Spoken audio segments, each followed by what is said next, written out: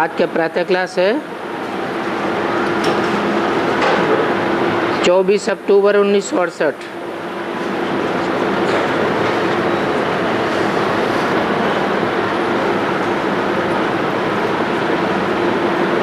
Double Om Shanti. बच्चे जब यहाँ बैठते हैं तो ये जानते हो बाबा बाबा भी है, टीचर भी है और सदगुरु भी है। तीन की दरकार रहती है, पहले बाप और टीचर और पिछाड़ी में सदगुरु। यहाँ याद भी ऐसे करना है क्योंकि ये नई बात है। ये बेहद का बाबा भी है। बेहद का बाबा माना सभी आत्माओं का जो जीव धारण करती हैं, सबका बाबा है। यहाँ जो भी आवेंगे वो कहेंगे बाबा। तो ये बात स्मृति में लाओ कि वो हमारा बाबा कैसे है। बाबा ग्रैंडफादर को कहा जाता है।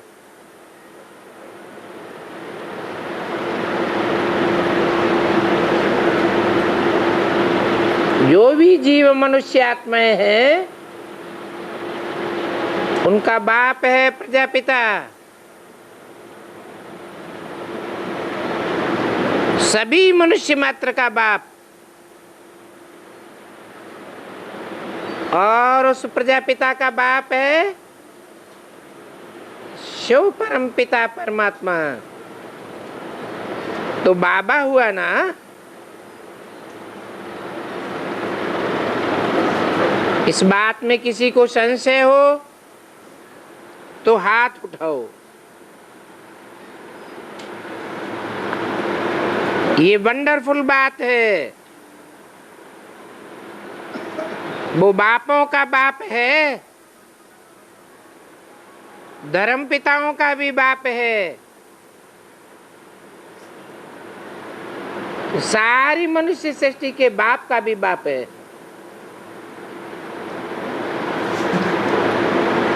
जन्म जन्मांतर तुमको कब ऐसा बाप मिला ही नहीं होगा जिसको तुम बाप, टीचर और गुरु समझो। सो भी सुप्रीम बाप, सुप्रीम टीचर और सुप्रीम गुरु, बेहद का बाप, बेहद का टीचर और बेहद का गुरु।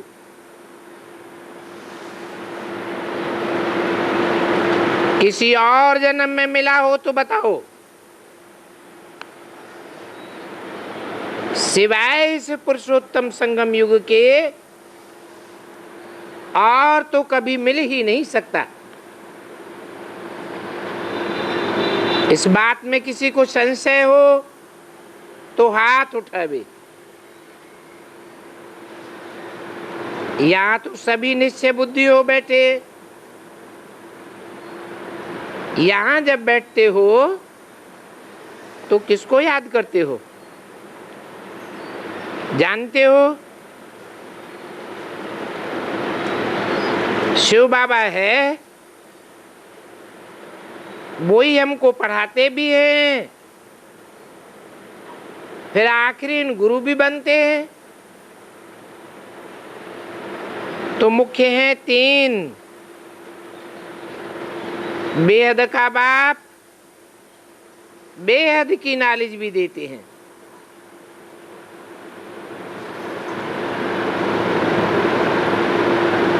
भी क्यों लगा दिया? कुछ और भी देते हैं क्या? 20 लिए लगा दिया को वो जन्म भी देते हैं। ऐसे तो आत्मा का जन्म होता नहीं है। आत्मा तो अजर अमर अविनाशी है।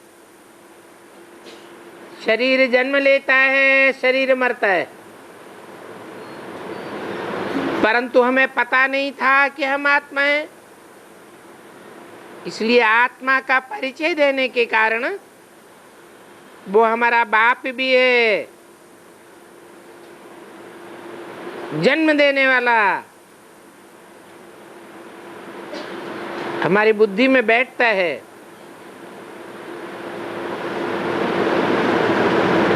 कि हम आत्मा हैं, पहले तो नहीं जानते थे, फिर नॉलेज भी देते हैं। और बेहद की नॉलेज ये एक ही है, इसको कहते हैं रूहानी नॉलेज। हद की नॉलेज तो तुम अनेक बार पढ़ते ही आए हो। हद की नॉलेज से कोई वकील बनते हैं, कोई सर्जन बनते हैं, क्योंकि यहाँ तो डॉक्टर भी चाहिए, वकील भी चाहिए, सब चाहिए।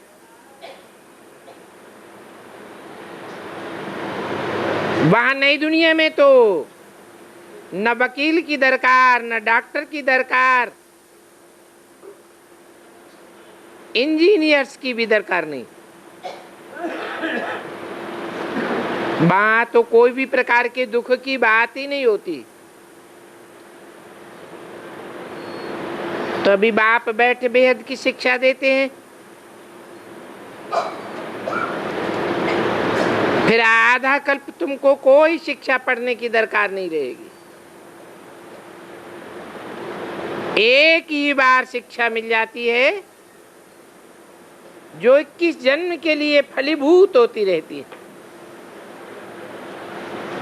अर्थात उनका फल मिलता रहता है।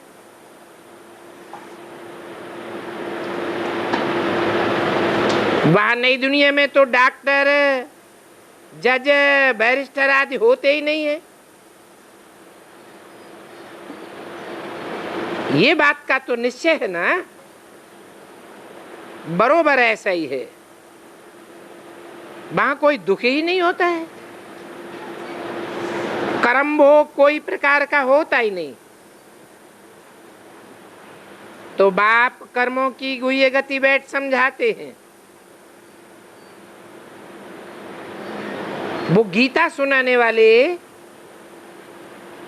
क्या ऐसी बातें सुनाते हैं? बाप कहते हैं मैं तुम बच्चों को सहज राजयोग सिखाता हूं। वो तो कितना कठिन कर देते हैं। प्राणायाम चढ़ाओ, आसन लगाओ, और फिर उस गीता में तो लिख दिया कृष्ण भगवान वाच। परंतु कृष्ण तो दैवी गुणों वाला मनुष्य है। कृष्ण को 16 कला संपूर्ण देवता कहेंगे। शिव बाबा तो कोई नाम नहीं धराते, उनका तो एक ही पक्का नाम है शिव, कल्याणकारी। दैवी गुणों वाले देवताएं भले होते हैं, परंतु वो तो किसी का कल्याण करते नहीं है।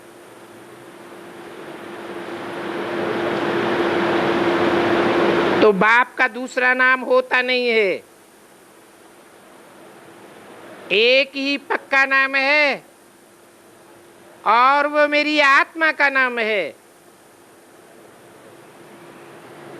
मुझ बिंदु का नाम है, फिर भी बाप कहते हैं मैं इस शरीर का लोन लेता हूं। ये शरीर रूपी मकान हमारा नहीं है।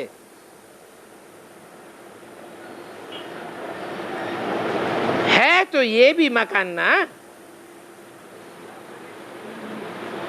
इसमें ये खिड़कियां आदि सभी है। तो बाप समझाते हैं मैं तुम्हारा बेहद का बाप हूं, अर्थात सभी आत्माओं का बाप हूं। पढ़ाता भी हूं आत्माओं को। उनको कहा जाता है स्पिरिचुअल फादर।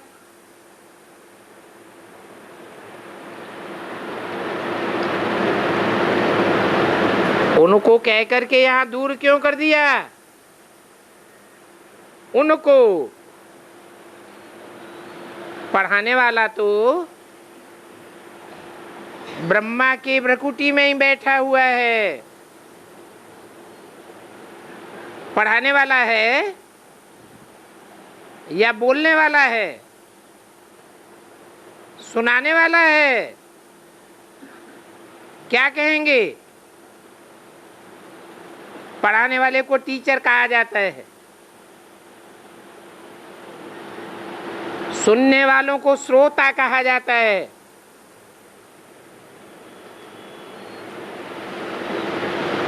तो कौन सा पार्ट बजाया ब्रह्मा के तन में है? सुनाने का पार्ट बजाया। समझाने का पार्ट टीचर का पार्ट होता है।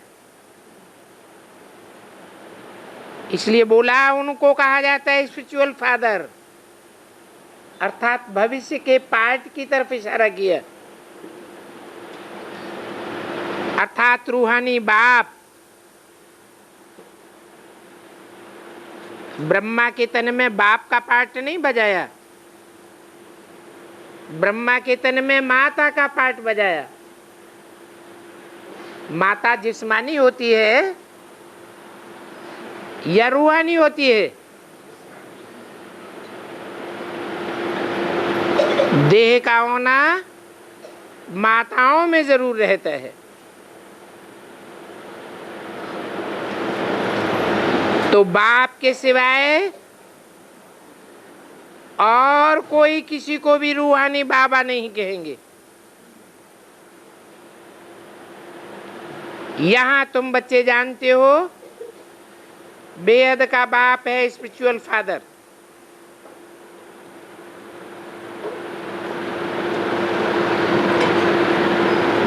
कलकत्ते से समाचार आया था कि वर्ल्ड स्पिरिचुअल कॉन्फ्रेंस हो रही है।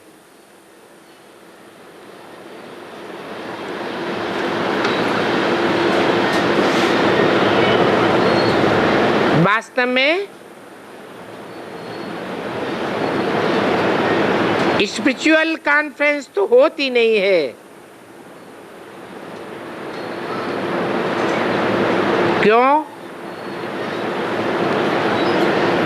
वो सभी हैं नॉन स्पिरिचुअल।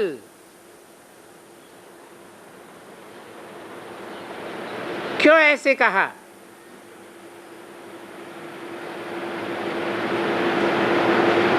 जो स्पिरिचुअल कॉन्फ्रेंस होगी उसमें वास्तव में वाचा की दरकार ही नहीं रहेगी। वाइब्रेशन मात्र से सारी बात समझी जाएगी। तो बाप कहते हैं वो सब हैं देह अभिमानी।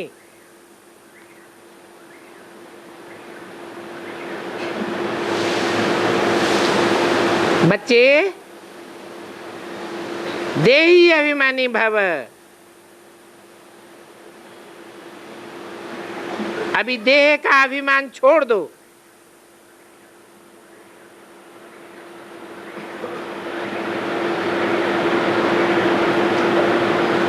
वो थोड़े ही किसी को ऐसे कहेंगे।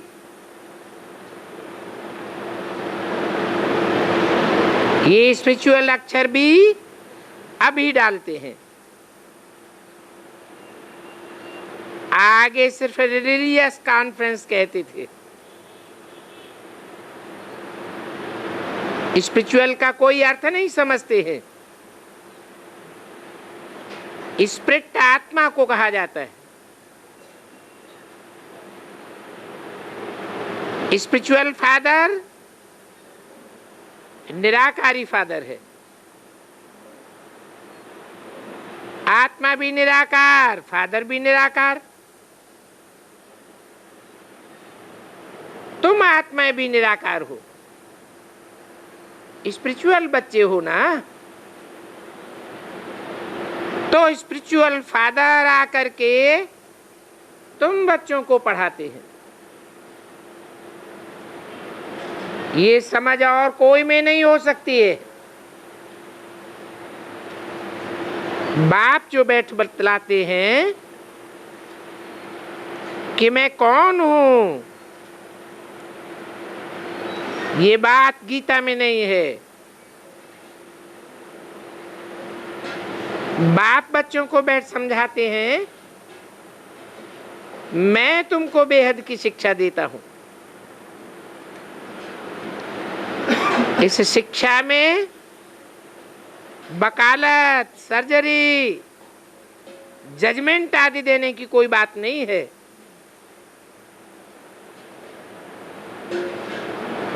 क्योंकि वहां नई दुनिया में तो एकदम सुखी ही सुख है,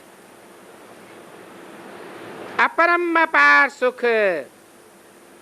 दुख का नाम निशान नहीं होता। यहां इस दुनिया में फिर सुख का नाम निशान नहीं। इसको कहा जाता है प्रायः दुखों की दुनिया। सुख तो जैसे काग विष्ठा समान हो गया है।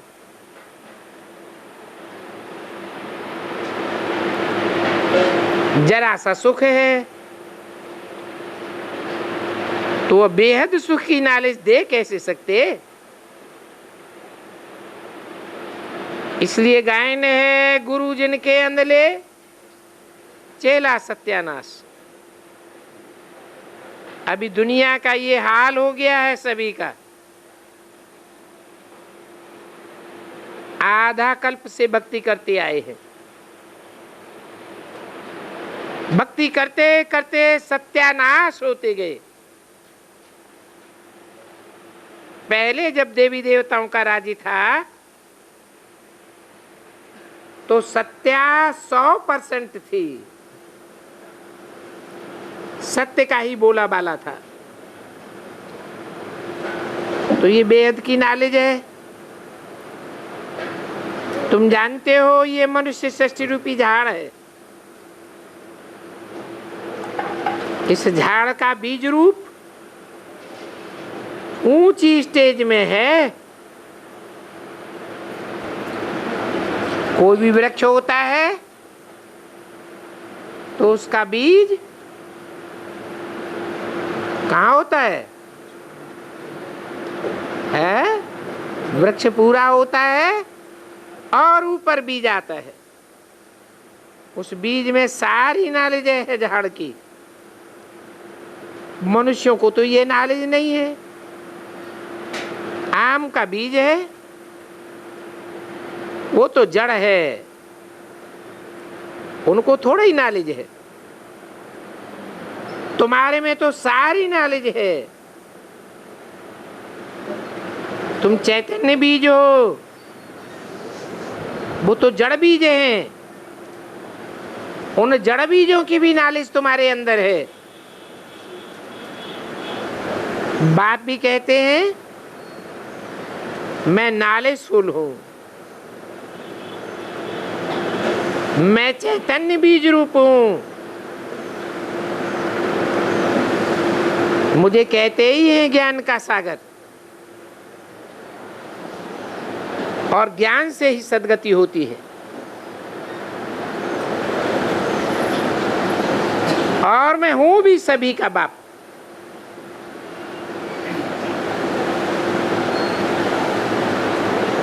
सिर्फ मुझे पहचानने से तुम बच्चों को वर्षा मिल जाता है, परंतु फिर राजधानी भी है।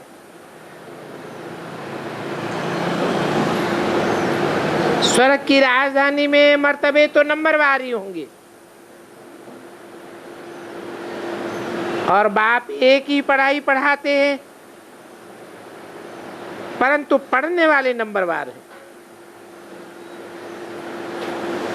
और इस पढ़ाई में दूसरी कोई पढ़ाइयों की दरकार भी नहीं है। वहां नई दुनिया में कोई बीमार भी नहीं होता जो डॉक्टर की पढ़ाई पढ़नी पड़े।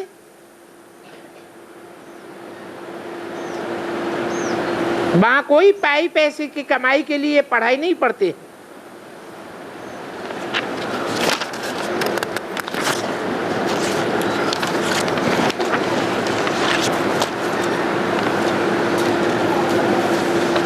तुम यहां से पढ़ाई पढ़ करके बेहद का वर्षा ले जाते हो।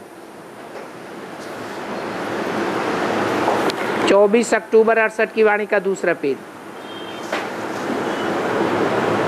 वहां नई दुनिया में ये मालूम नहीं पड़ेगा ये वर्षा हमको कोई ने दिलाया है, और ये बात तुम बच्चे ही समझते हो। हद की नॉलेज तो तुम जन्म जन्मांतर पढ़ते आए हो। अभी बेहद की नॉलेज पढ़ाने वाले को देख लिया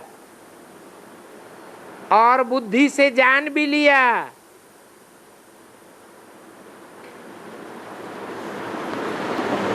जानते हो ये हमारा बाप भी है, टीचर भी है, क्योंकि आकर के हमको पढ़ाते हैं, और सुप्रीम टीचर है जो राजयोग सिखाते हैं, और सच्चा सदगुरु है।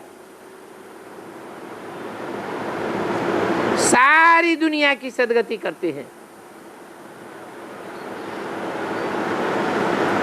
इसे कहते हैं बेहद का राजयोग। बैरिस्ट्री आदि पढ़ते हैं तो भी टीचर से योग रखा जाता है, परंतु वो बैरिस्टर, वो डॉक्टर, वो तो बैरिस्ट्री डॉक्टर ही सिखावेंगे, क्योंकि ये दुख की दुनिया है। उसको कहेंगे हद की पढ़ाई, और ये है बेहद की पढ़ाई। वो एक जन्म काम आती है और ये 21 जन्म काम आवेगी।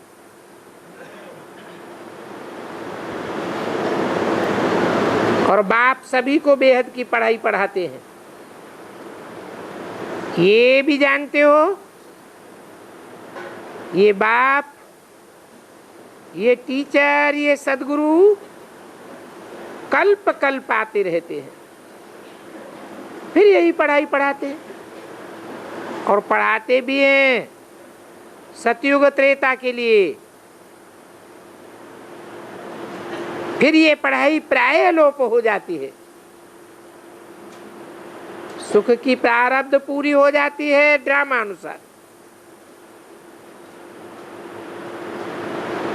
ये बेहद का बाप बैठ समझाते हैं।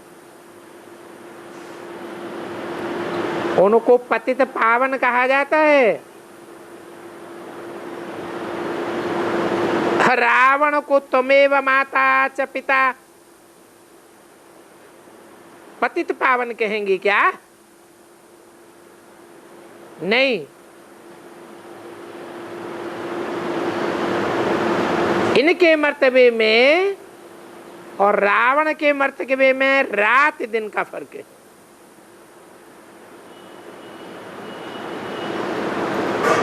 अभी बाप कहते हैं मुझे पहचानने से तुम सेकंड में जीवन मुक्ति पा सकते हो। अभी अगर कृष्ण भगवान होता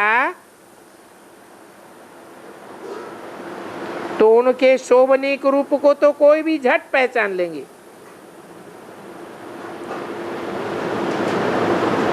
इसलिए मैं तो साधारण तन में आता हूं।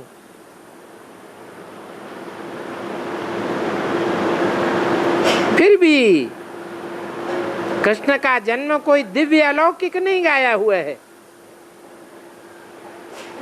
हाँ, कहेंगे सिर्फ पवित्रता से जन्म होता है। बाप तो कोई के भी गर्भ जेल से जन्म नहीं लेता। समझाते हैं, मीठे मीठे रूहानी बच्चों, रूह ही पढ़ाई करती है। सभी अच्छे व बुरे संस्कार रूह में रहते हैं। जैसे जैसे रूह कर्म करती है उस अनुसार ही उनको शरीर मिलता है। कोई तो बहुत दुख भोगते हैं, कोई काने पैदा हो जाते हैं, कोई बहरे पैदा हो जाते हैं। कहेंगे पास्ट में उन्होंने इन इंद्रियों से ऐसे पाप कर्म किए हैं जिसका फल ये उनको मिला है। आत्मा के कर्मों के अनुसार ही रोगी आदि शरीर मिलता है। अभी तुम बच्चे जानते हो, हमको पढ़ाने वाला गॉड फादर है, गॉड ही टीचर है और गॉड ही प्रिसेप्टर है। उनको कहते ही हैं गॉड, परमात्मा।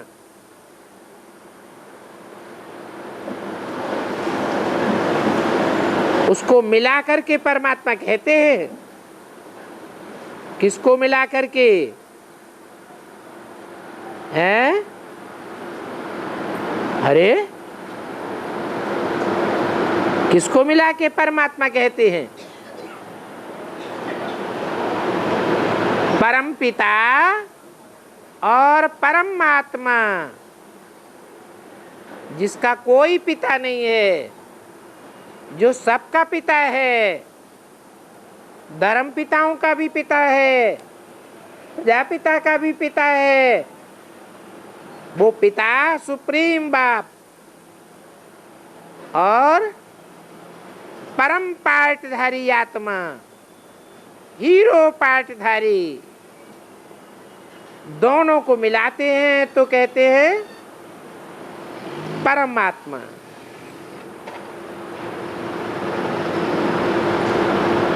इनको तो सुप्रीम नहीं कहेंगे। किनको है? इनको माने किनको?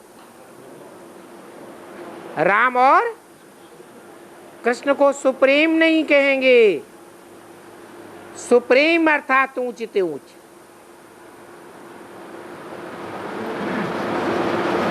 एवर प्योर, पवित्र से पवित्र।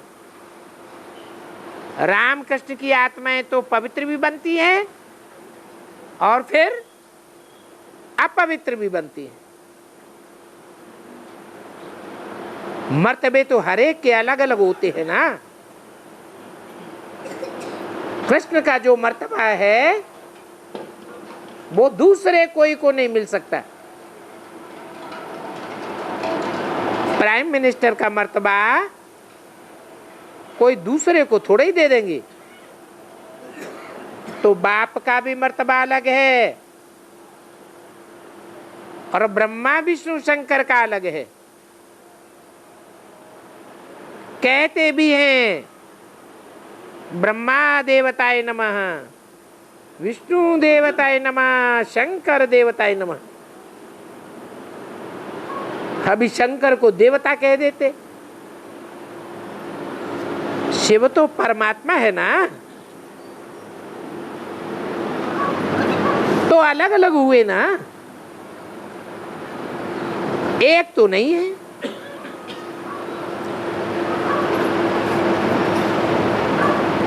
अब देवता और परमात्मा दोनों को मिलाकर शिव शंकर कैसे कहेंगे?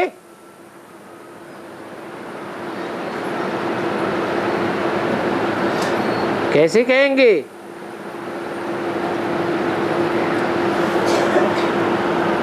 हैं?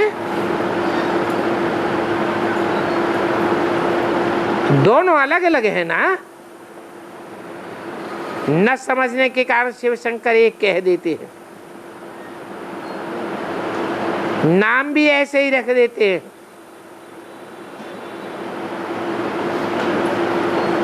राम अलग है और कृष्ण नाम भी अलग अलग रख देते हैं। फिर राम कृष्ण का एक नाम भी रख देते हैं। इतना ऊंचा नाम नीच के ऊपर थोड़ा ही रखना चाहिए। कहाँ वो राधे कृष्ण 100% पावन और कहाँ ये पतित।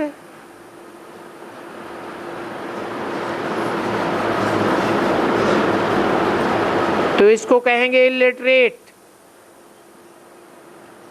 बाप ने ऐसा कोई नाम नहीं रखा है। बाप ने तो बड़े ही रमणीक नाम रखे थे।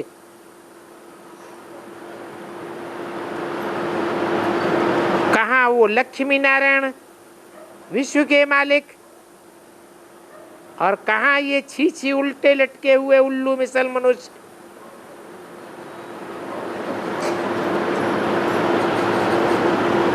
तो ये सभी बातें बाप ही समझाते हैं। कल्प कल्प बाप ही आकर के समझाते रहेंगे। तुम जानते हो ये हमारा बाबा भी है, टीचर भी है, सदगुरु भी है। और हर एक मनुष्य का बाप भी होता है, गुरु भी होता है। जब बूढ़े होते हैं तो गुरु करते हैं। आजकल तो छोटेपन में भी गुरु कराए देते हैं।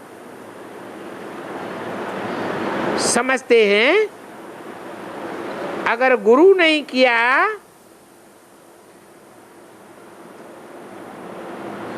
तो मुक्ति ही नहीं होगी, अवनति को पाए जाएगा।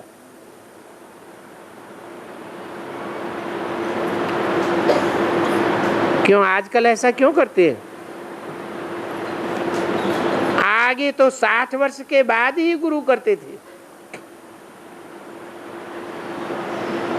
आजकल बचपन में क्यों कर देते हैं? अरे कमाल है। आजकल शिवरात्रि की छुट्टी कर देते हैं। पहले शिवरात्रि की छुट्टी भी नहीं करते थे।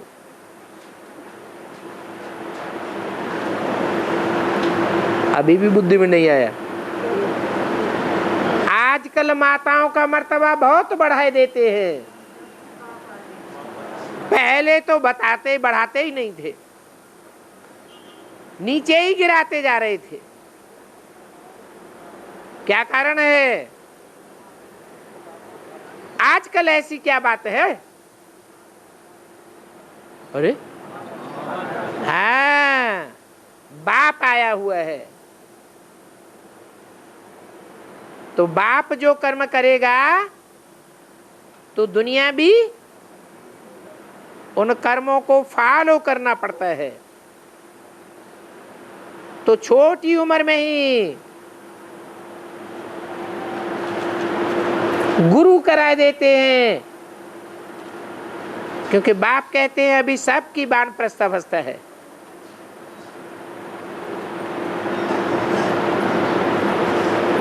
इसको कहते हैं निर्वाण। भले कोई वाणी से पढ़े जावे या न जावे, परंतु सबकी वानप्रस्थी अवस्था है। वाणी से परे धाम अर्थात स्वीट साइलेंस होम।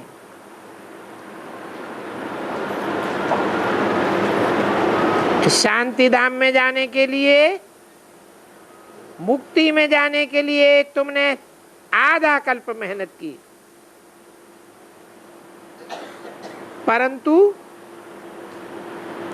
सच्चाई का किसी को पता ही नहीं था, तो जा कैसे सकते? न खुद जा सकते हैं, न दूसरों को रास्ता बता सकते हैं, और एक के सिवाय तो कोई दूसरा रास्ता बता भी नहीं सकता।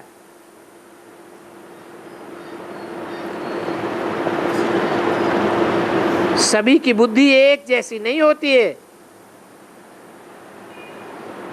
कोई तो ऐसे हैं बस पास्ट की कथाएं बैठ सुनाते रहेंगे, यज्ञ की हिस्ट्री बैठ सुनावेंगे, फायदा कुछ भी नहीं, उन्नति कुछ भी नहीं। अब तुमने तो जन्म जन्मांतर कितनी कथाएं सुनी है, ढेर के ढेर वेद शास्त्र है, और बाप हाथ में कोई शास्त्र लेते हैं क्या? कुछ भी नहीं।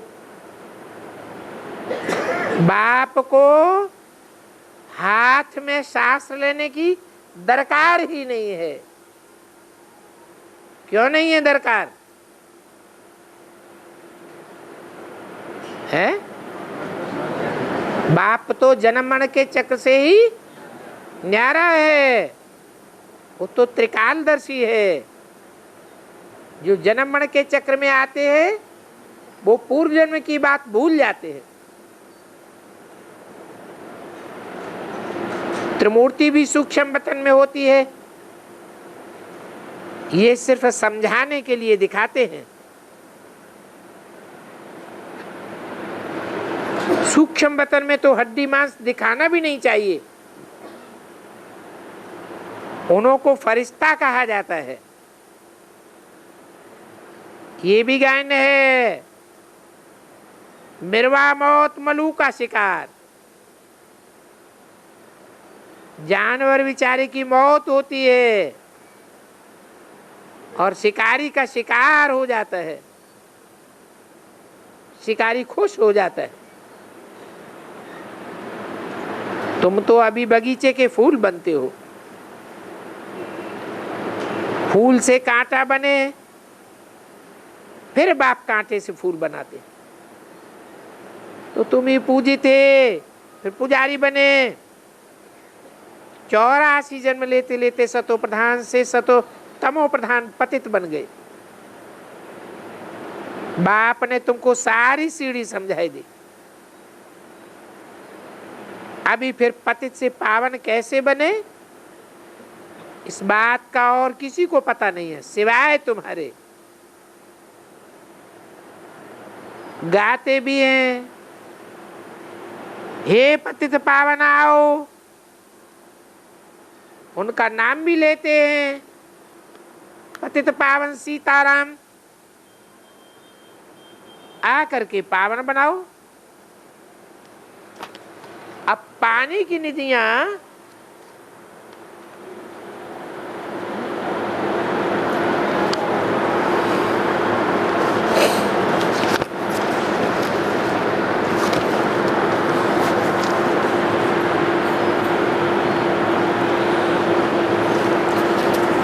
पानी की नदियां सागर आदि को पतित पावन कैसे समझेंगे? वो तो जड़ सागर है, जड़ नदियां हैं, जड़ पानी है। उनमें स्नान करने से जड़ शरीर की शुद्धि हो सकती है, आत्मा कैसे पावन बनेगी? तो वहां पानी में जाकर क्यों स्नान करते हैं? स्नान करने की भी बहुत जगह होती है। सागर में भी बड़ा संभाल के जाना होता है, क्योंकि सागर की लहरें भी इतनी जोर से आती हैं जो कोई भी मनुष्य को फट से ले जावे।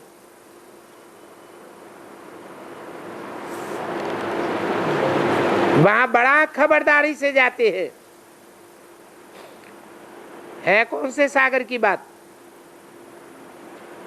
है? जड़ सागर की भी बात है।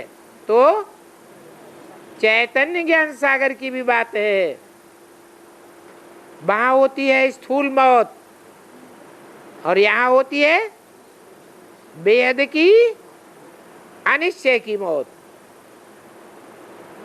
तो बड़ा खबरदारी से जाना चाहिए। कोई कोई तो ऐसे जाते हैं कि जाने वाले और ही डूब जाते हैं। क्या? अरे सागर में स्नान करके उत्थान होना चाहिए या पतन होना चाहिए? फिर डूब क्यों जाते हैं? कलकत्ते में नदी और सागर इकट्ठा होता है। खास कलकत्ते का मिसाल दिया। वहां जाकर स्नान करते हैं, उसको संगम कहा जाता है। किसका किसका संगम है? गंगा और सागर का। गंगा ज्ञानवान कहें, गंगा को ज्ञानवान कहें या ज्ञानी कहें?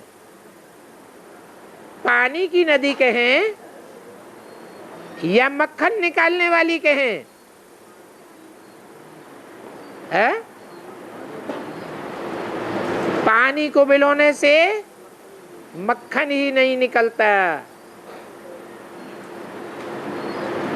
और सागर मंथन का तो नाम वाला है। तो वो कौन सा सागर मंथन है शास्त्रों में? वो ज्ञान सागर मंथन की बात है।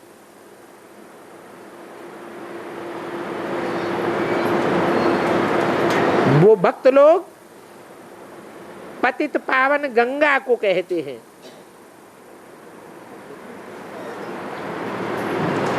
तुम ज्ञानी तू आत्मा नहीं कहेंगे, क्योंकि तुम जानते हो वो नदियां भी कहां से पानी लाती है। उन नदियों में पानी कहां से आता है?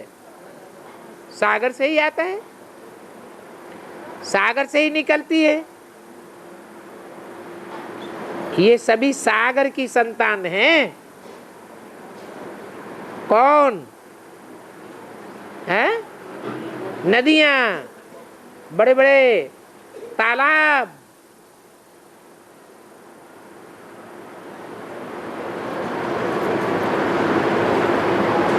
काली नदी किसकी संतान है? यमुना नदी किसकी संतान है? गंगा नदी किसकी संतान है? अरे सरस्वती किसकी संतान है?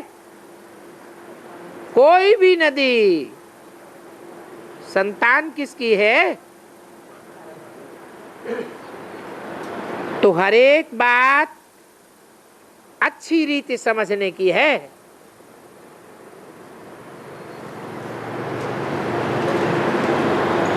यहां तो तुम बच्चियां संगम में बैठी हो,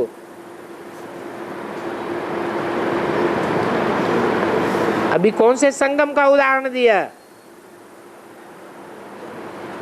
है? बड़े से बड़ा मेला कहाँ का है प्रसिद्ध? गंगा सागर का मेला। वहां महाकाली भी इकट्ठी होती है, तो महाकाल भी इकट्ठा होता है।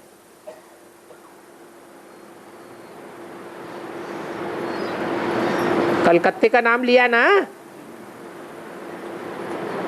तो कलकत्ते में नदी और सागर इकट्ठा होता है। वहां भी जाकर के स्नान करते हैं।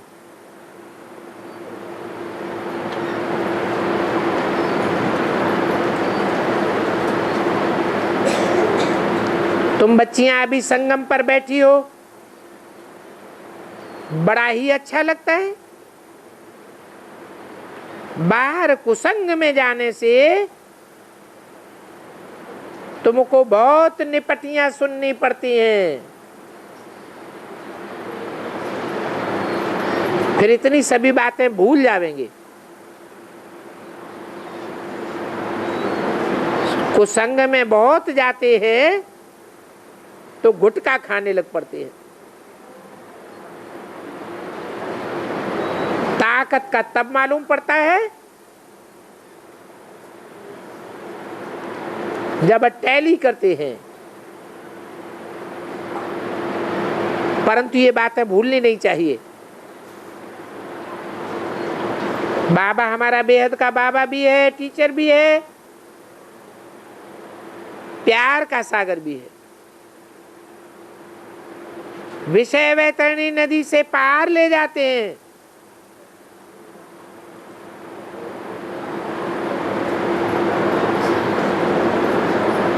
कलकत्ते में बोलते भी हैं गंगा सागर में पार करेगा। गऊ की पूंछ पकड़ते हैं, फिर कहते हैं पार करेगा। अब इसी निश्चय से तो तुम यहां आए हो। वो सभी तो है जिस्मानी लौकिक पढ़ाई, लौकिक भाषाएं हैं। यहां तो तुम्हारी अलौकिक भाषा है। और बाप कहते हैं मेरा जन्म भी अलौकिक है। मैं लोन लेता हूं, पुरानी जूती लेता हूं, सो भी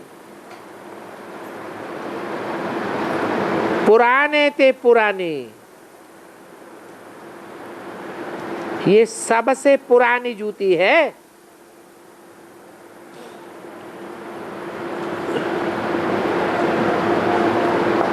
कौन सी है? कौन सी है सबसे पुरानी जूती? अरे जूती बोली, जूता नहीं। अरे ब्रह्मा, बाप ने जूता लिया है क्या? माताएं जूती पहनती हैं, चप्पल पहनती हैं या जूता पहनती हैं? माताएं क्या पहनती हैं मोस्टली? जूती। चप्पल माने जूती। और पुरुष क्या पहनते हैं? जूता। तो बाप ने जूता लिया है, इसको लॉन्ग बूट कहा जाता है।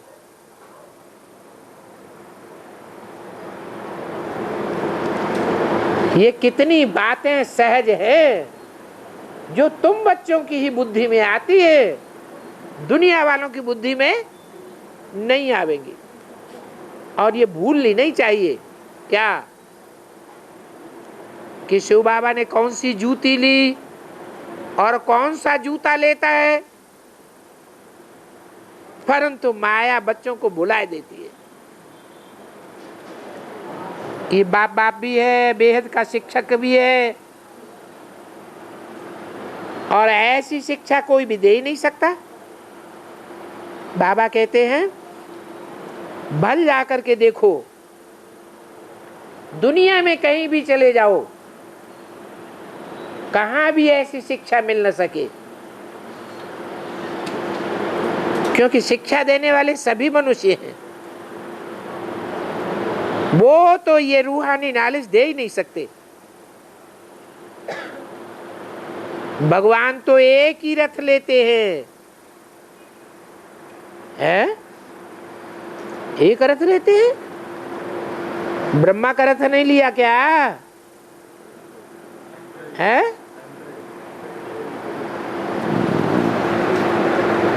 भगवान का जो रथ लिया वो एक ही रथ है, गाया हुआ। उसको क्या कहते हैं रथ को? भाग्यशाली रथ है। भगवान रथ लेवे और लोग उसे मरता हुआ, हिचकोलियां खाता हुआ देख लेवे तो भाग्यशाली कहेंगे? हैं? भाग्यशाली तो नहीं हुआ। भाग्यशाली अर्थात दुनिया में कितने भी विनाश के घटनाएं बर्पा होती रहे, भयंकर भूचाल आते रहे, लेकिन उस भाग्यशाली रथ को कोई आंच ना आवे। वैसे भी कई भूकंप आता है और बहुत से भाग्यशाली बच्चे होते हैं, मनुष्य होते हैं जो बच जाते हैं, उन पर कोई खरोंच भी नहीं आती है, मलबे के अंदर से साफ जीवित निकल आते हैं। तो लोग क्या कहते हैं? दुर्भाग्यशाली है, भाग्यशाली कहेंगे। तो ये भाग्यशाली रहते हैं जिसमें बाप की प्रवेशता होती है। क्या कहा? इसकी बाप की, अम्मा की नहीं। अरे भाग्यशाली ही नहीं, पदमा पदम भाग्यशाली। ये बिल्कुल ही नजदीक का दाना है। कौन है? कौन? यह माने किसकी तरफ इशारा करते थे? है नारायण की तरफ। वो भी ठीक है, लेकिन अभी तो जिस समय इशारा किया, मुरली जिस समय सुनाई, उस समय तो नारायण कोई था ही नहीं। यह बिल्कुल ही नजदीक का दाना है। किसकी तरफ इशारा किया? अरे भाग्यशाली रथ की तरफ, ब्रह्मा की तरफ नहीं है। ब्रह्मा सो विष्णु बनते हैं। कौन है? ब्रह्मा सो विष्णु कौन बनते हैं? अरे पहला ब्रह्मा कौन है? पहला ब्रह्मा तो प्रजापिता ही कहेंगे। कब? विष्णु बनने के लिए दो चाहिए या एक चाहिए? तो दूसरा कौन है? प्रजापिता ब्रह्मा जब कहा जाता है तो दो आत्माएं चाहिए। तो दो कौन जो विष्णु बने? है राम बस अकेला हो गया है? कृष्ण तो बाद में बच्चे के रूप में पैदा होता है। जगदम्बा, जगत पिता के साथ जगदम्बा। तो ये बिल्कुल ही नजदीक का दाना है। ब्रह्मा सो विष्णु बनते हैं। शिव बाबा इनको यह बातें सुनाते हैं।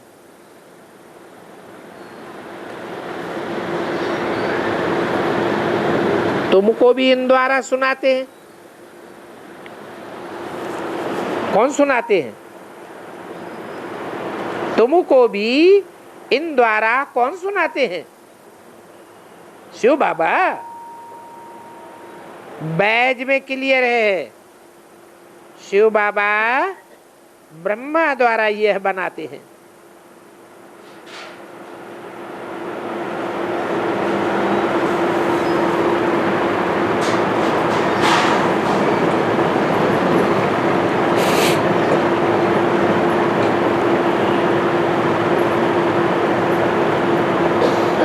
सो फिर ये लक्ष्मी नारायण बनते हैं। विष्णुपुरी की स्थापना होती है। इसको कहा जाता है राजयोग की राजाई स्थापन करने का। अभी यहां सुन तो रहे हैं, परंतु बाबा जानते हैं बहुतों के कान में से बह जाता है। कोई तो धारण करके सुना सकते हैं। जो सुनाए सकते हैं, धारण कर सकते हैं, उनको कहा जाता है महारथी।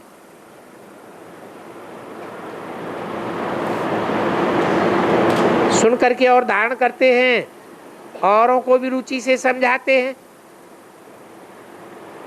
कोई महारथी समझाने वाला होगा तो झट समझेंगे, घोड़े सवार से कम समझेंगे, प्यादे तो और ही कम समझा पावेंगे। तो आप जानते हैं कौन कौन महारथी हैं, कौन घोड़े सवार हैं। अब इसमें मुझने की तो बात ही नहीं, फिर भी जुट के खाते रहते हैं, आंखें बंद करके बैठते हैं। कमाई जब होती है दुकान में तो कभी झुटका आता है क्या? कोई की उबासी से बाबा समझ जाते हैं ये बहुत थका हुआ है। कमाई में तो कभी थकावट होती नहीं है, तो बाबा कहते हैं ये उबासी है, उदासी की निशानी। फिर धारणा नहीं हो सकती। कोई न कोई बात का अंदर में गुटका खाते रहते हैं, उबासी बहुत आती है। अभी तुम बाप के घर में बैठे हो, इनको कहा जाता है ईश्वरीय परिवार। सिर्फ ईश्वरीय परिवार भी नहीं, परंतु यहाँ टीचर भी है और वो सदगुरु भी है। परिवार भी ऐसे है जहाँ बच्चे भी हैं, टीचर भी बनते हैं, फिर गुरु भी बनते हैं। गुरु होता ही रास्ता बताने के लिए, मास्टर गुरु कहा जाता है ना। तो बाबा का राइट हैंड बनना चाहिए जो बहुतों का कल्याण कर सके। बाबा कहते हैं धंधों सभी में है नुकसान, बिगड़ धंधे ईश्वरीय नर से नारायण बनने के। सभी की कमाई खत्म हो जाएगी। नर से नारायण बनने का धंधा बाप ही सिखलाते हैं। तो फिर बोलो कौन सी पढ़ाई पढ़नी चाहिए? जिनके पास बहुत धन है वो समझते हैं स्वर्ग तो यहाँ ही है। बापू गांधी ने राम राज्य स्थापन किया। अरे बापू गांधी जी राम राज्य स्थापन करके गए, यह दुनिया और ही तमो प्रधान पुरानी बन गई,